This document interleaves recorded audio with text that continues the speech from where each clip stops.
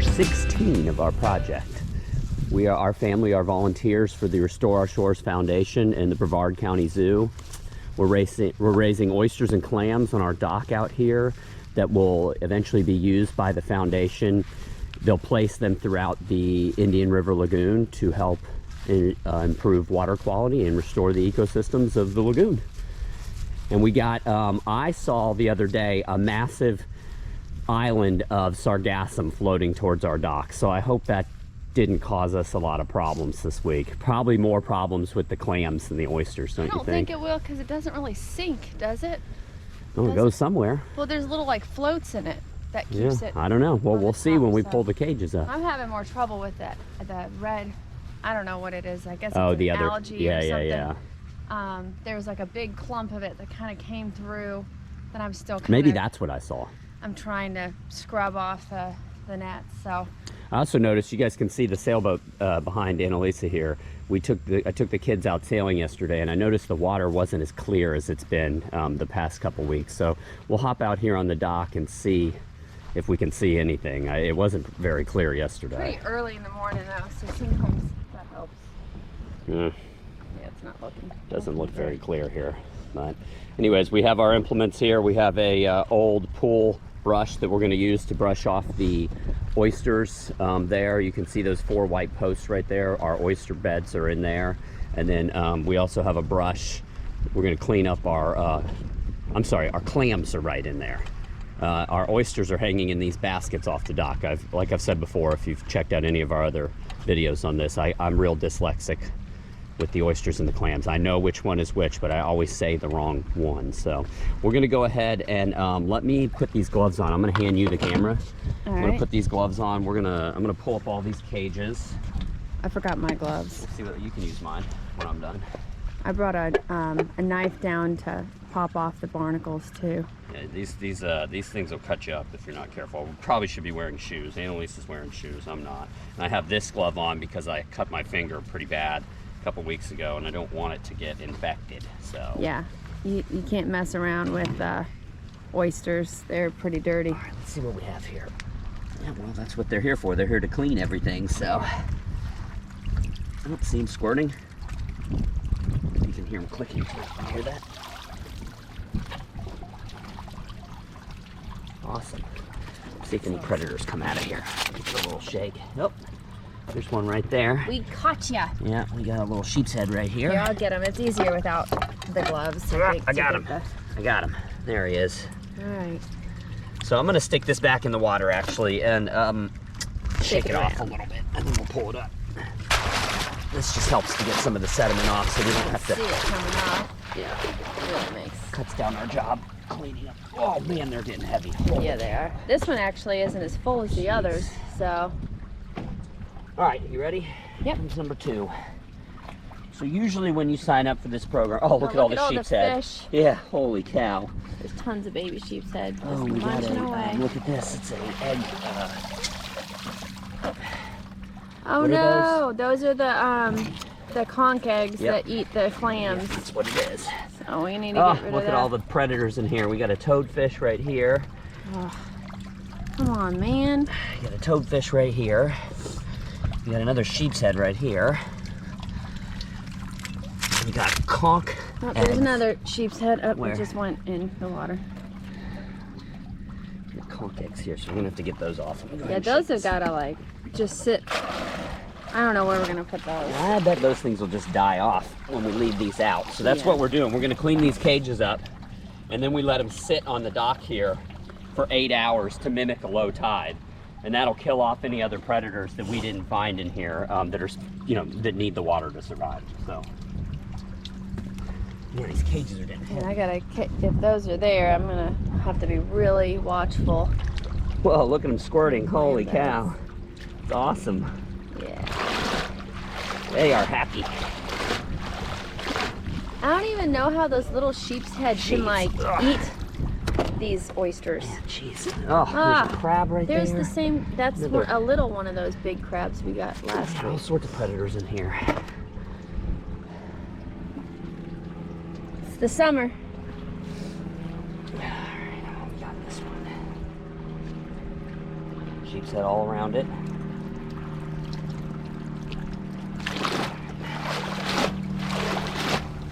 Oh, man, jeez, I almost need a trap puller to get these up. They're so heavy. You said that the foundation's going to be bringing us more habitats, right? Yes, we might, and we can go get them too. We might have to. Unfortunately, their office is like about an hour from us, one way, so otherwise I'd go up there today and get more if I could. Oh, there's a sheep. There's tons of sheep. Oh, come on, get out of here. Feasting. The only good thing about that is that it's making fishing better on our dock.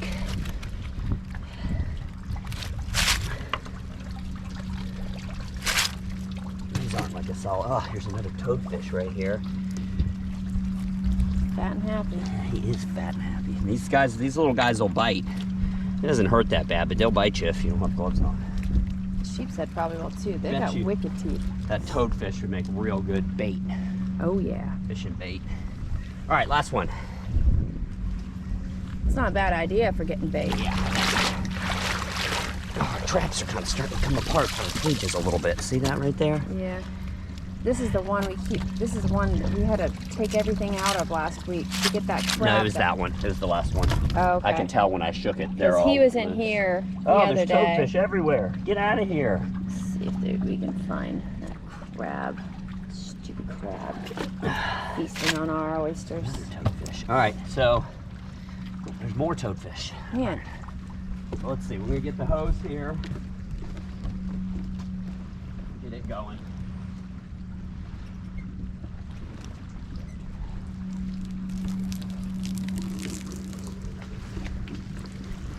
And then I'm gonna go grab my brush real quick. I'm gonna open one of these.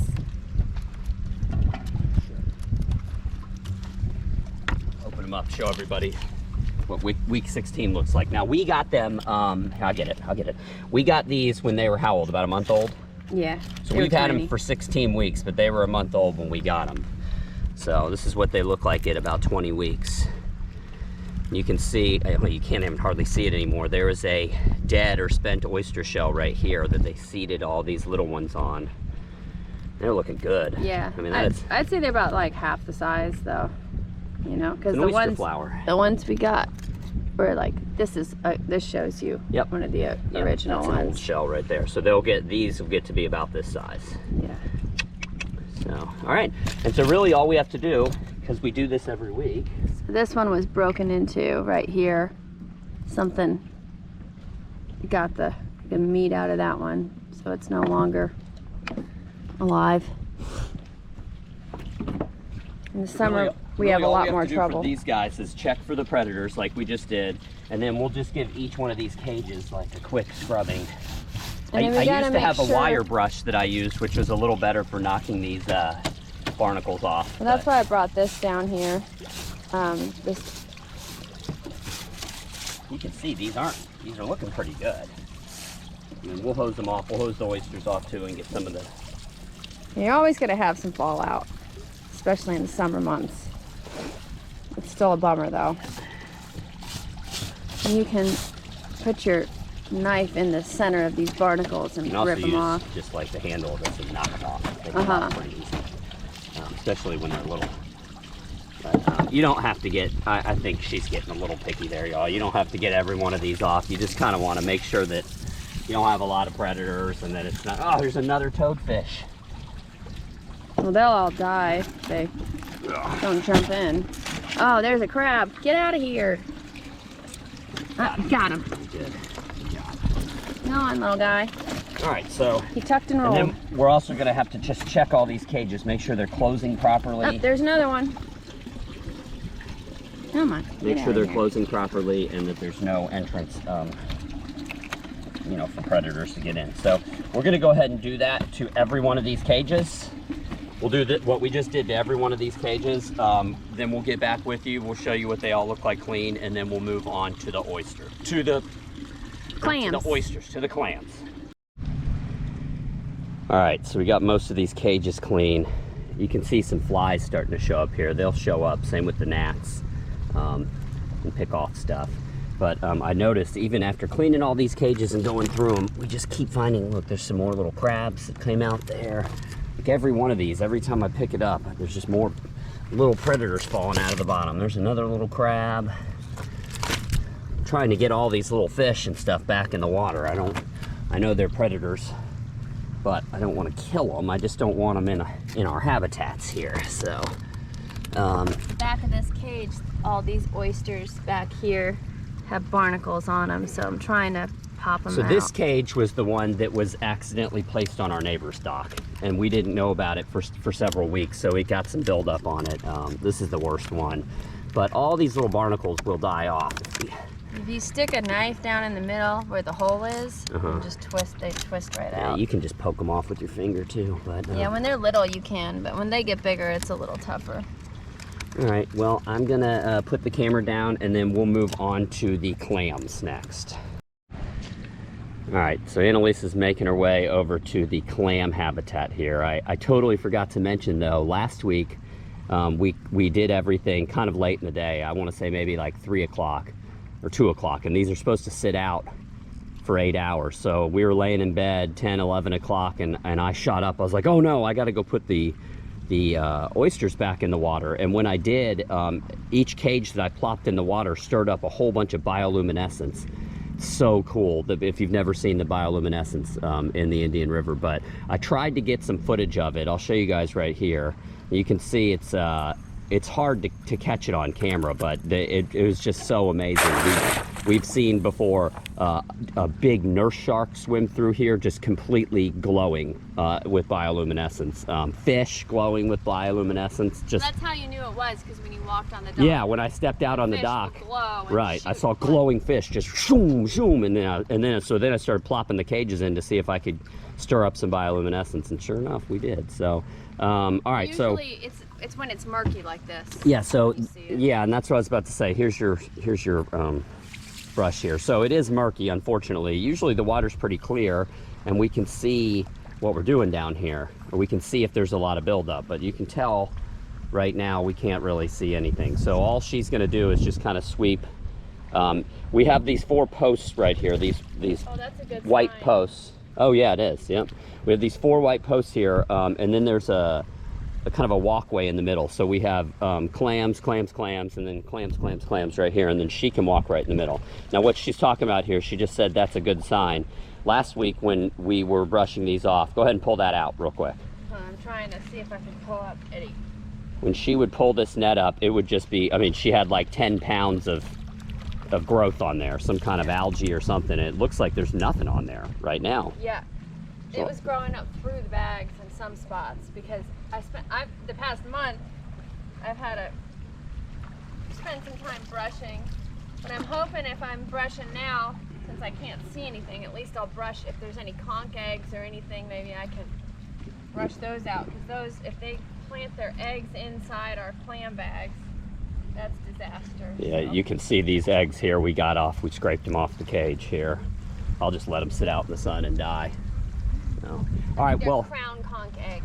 I'm gonna let her finish, and then we have one last thing to do. We're gonna check the salinity. We have our little reader over here. I don't know where it is. Here it is. When she's done brushing those off, we'll check the salinity of the water, and then we report that to the foundation. So we'll get back with you when we're done with this. All right, so we just finished sweeping. It actually wasn't that bad this week. I'm surprised. So now I gotta, what did I do with our little, here it is.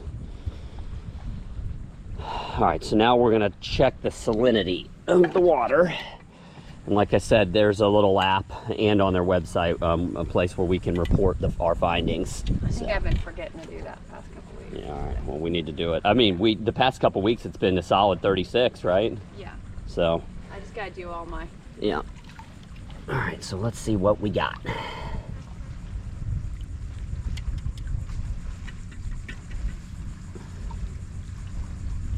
What you got? What you got? Looks like, ooh,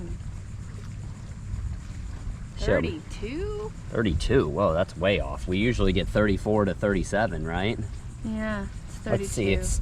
It's. I don't know if it's high tide. I think it's actually going to be low tide soon. I don't know how the tide affects it, but you got 32 on I there? got 32. Oh, that's an oddly low reading. Yeah.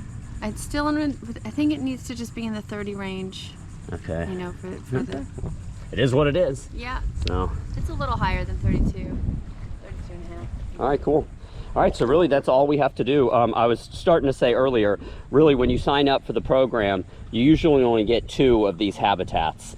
We just ended up with 6 for a couple reasons. So it might look like a lot of work, but you could probably even just ask for 1 if you wanted to, if you wanted to be part of the program, but maybe think this is a little too much work. So. All right, I just did it again, and I'm getting the same reading. Okay. 33. All right.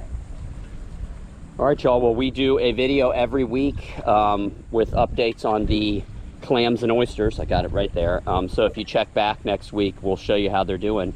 If you have any questions or comments about either of them, you're welcome to post down below, and we'll do our best to answer your questions.